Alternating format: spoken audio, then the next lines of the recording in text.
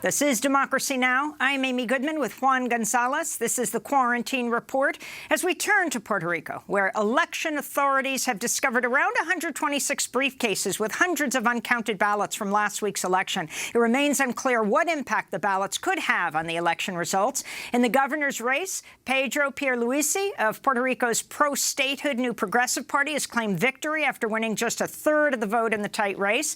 Another new progressive candidate, Miguel Romero, has claimed victory in the close San Juan's mayor's race. But in both races, election officials have been slow to certify the results. We go now to San Juan to speak with the historian Rafael Bernabe, who was just elected to the Puerto Rican Senate as a member of the Citizens Victory Movement. He's co-written several books, including Puerto Rico and the American Century, a history since 1898, and Puerto Rico, Crisis and Alternatives.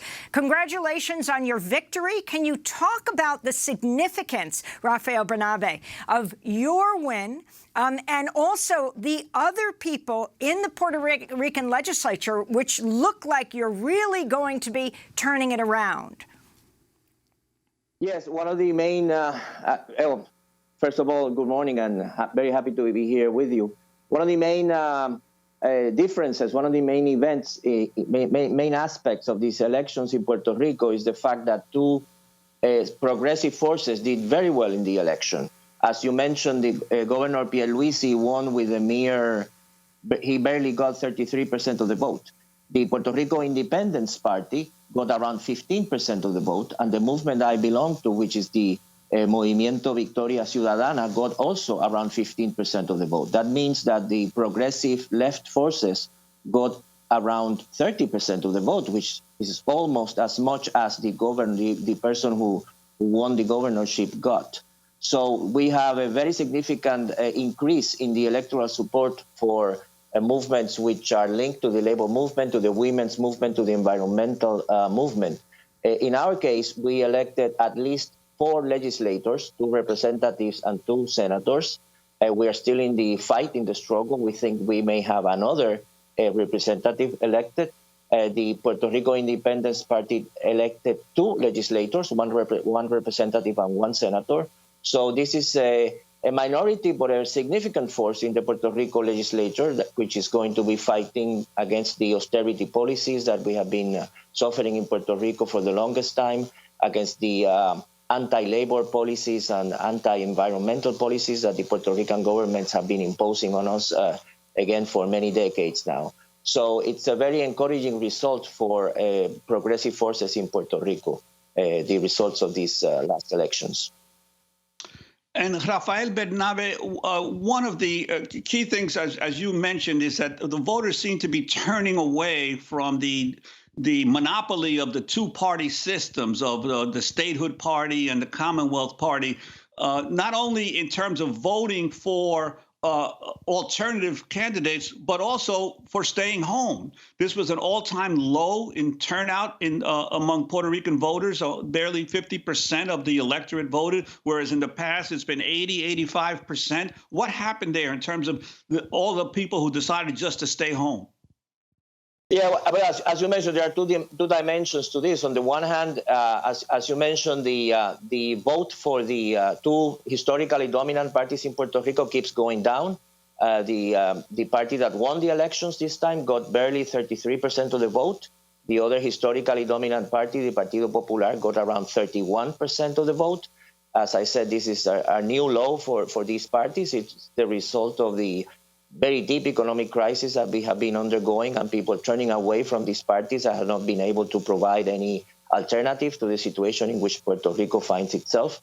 And at the same time, there are many people who are completely dissatisfied with these 2 parties. They are not yet convinced of voting for a pro-independence party or for a progressive left-wing force such as Victoria Ciudadana, but they are already unwilling to vote for the parties that they historically voted for. We have many statehood supporters of statehood who did not go to vote for the PNP. They would have normally gone to vote for the PNP. They didn't go to vote. They didn't vote for the Partido Popular either. They didn't vote for Victoria Ciudadana or the PIP either. But they stayed home because they were so disgusted with the policies of the parties that they have historically supported that they preferred not to vote. There's another element which should be factored in this consideration, which is that over the past decade, migration from Puerto Rico has been extraordinary. There are so many people that have been forced to leave the island because they cannot find work, they cannot find jobs in Puerto Rico. So the electoral rolls in Puerto Rico are right now very inflated. There are many people who are still listed as voters in Puerto Rico who no longer live in Puerto Rico, no longer vote in Puerto Rico. So that will also bring down the figure for the percentage of the people who turned out to vote. But as I said, there is no question that many people protested against the existing the two parties that have historically dominated Puerto Rican politics by voting for the alternatives of the Partido Independentista and Victoria Ciudadana, and there were others who just stayed home. But regardless of the way they expressed their protest, there is no question that the old monopoly of the two political parties that have dominated Puerto Rican politics for decades is coming to an end, and that's a very good thing. And I wanted to ask you about the other aspect of the election. There was also a referendum on status, which only gave the voters a choice between the current status or statehood. You are known as an independentista, and I'm wondering what you would say to those in the United States, especially in the Democratic Party and some so-called progressives, who really want to support statehood for Puerto Rico because they think it would help change the balance of power in the U.S. Senate and in Congress. What would you say to those folks who say it's a good thing for Puerto Rico to become a state? Well, as I said, I'm a supporter of independence. The Movimiento Victoria Ciudadana is not as such a movement that supports independence. We include people who support different status options. I am a supporter of independence, as you said. I think the plebiscite that was just held is an indication. Let me say the objective of this plebiscite by the proponents and the people who approved it, the present administration of the new Progressive Party. The objective of the plebiscite was to obtain a very strong, very clear, very forceful mandate for statehood in Puerto Rico, and they failed to get that. They got 52% of the vote for statehood, and that means that 48% of the people who voted against statehood. So it should be clear that there is not such a thing as a forceful, strong mandate or demand for statehood in Puerto Rico.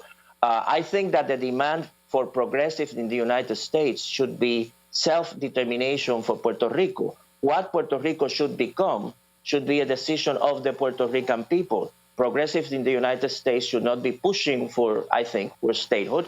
They should be pushing for the Puerto Rican people being able to decide what they want to become, and for them to be able to do that under conditions which are fair. For example, Puerto Rico is going through a very deep economic crisis, much of which is the result of decisions taken by the U.S. Congress. I think the U.S. federal government has to take responsibility for the situation in Puerto Rico. It has to make a significant, some people would call it reparation, for the situation that we find in Puerto Rico, for the economic reconstruction of Puerto Rico, and it has to open the space for a process through which the Puerto Rican people can decide what they want to be. Progressives in the United States, I think, should be defending that right of the Puerto Rican people to decide what their future should be. Not pushing for statehood, but rather pushing for the right of the Puerto Rican people to decide. Of course, Rafael Bernabe, I wanted to turn to someone who also won, as you did, the Afro-Puerto Rican human rights feminist and LGBTQI activist Ana Irma Rivera-Lacen, who was elected to the Puerto Rican Senate. She spoke to Democracy Now! Last week about her historic win. I've received messages of joy from many people, women, Afro-descendants, LGBTQI people, people from many communities in Puerto Rico who are conscious of making a Puerto Rico that is more inclusive, a Puerto Rico that represents all of us. And in the building of a more inclusive country, push for sustainable economic development, search for a solution on our status as a U.S. colony, be a country that is not just divided on what our status should be, but a country that focuses on the inclusion to defend people's human rights and the basic necessities for our people that the Puerto Rican government must respect and guarantee. We have to approach this through a lens of inclusion. That's Ana Irma Rivera Lacen, the first lesbian woman of African descent, the first openly lesbian woman of African descent to be elected to the Puerto Rican legislature. She joins with you and Maria de Lourdes Santiago of the Independence Party, and what people are calling to what we know in the United States is similar to the Squad. And if you can talk about what this means for the people of Puerto Rico, all of your elections. Yeah, absolutely. Yeah. Ana Irma Rivera Lacen, she's the president of the Movimiento Victoria Ciudadana, I should add, and she was a candidate for the Senate. She's a pioneer fighter for women's rights, for gay and lesbian rights, for the struggle against racism in Puerto Rico. She's a former president of the Puerto Rico Bar Association. So she's a very significant figure in Puerto Rican public, in the Puerto Rican public sphere, as a defender of human rights, as a defender of democratic rights. I think, as I said, that we have a new minority, but a very significant minority in the legislature, which is going to be fighting for women's rights, for workers' rights, for environmental protection, fighting the policies that are being imposed on us by the federally appointed Federal Control Board. As I said, the tremendous increase in the vote for the Puerto Rico Independence Party, which went from around 3% of the vote to 15% of the vote that we got, which is, again, around 15% of the vote, that means that we represent a force which is about a third of the electorate voted for the Puerto Rico Independence Party and the Movimiento Victoria Ciudadana. So this is a tremendous jump for progressive forces in Puerto Rico in electoral terms. Rafael Bernabe, I want to say thank you so much for being with us. Yes, we know you as a professor, a sociologist, historian, and politician, leading voice of the left in Puerto Rico, now as a Puerto Rican state senator, running as a member of, in English, the Citizens Victory Movement, and will continue to follow what you do in the legislature.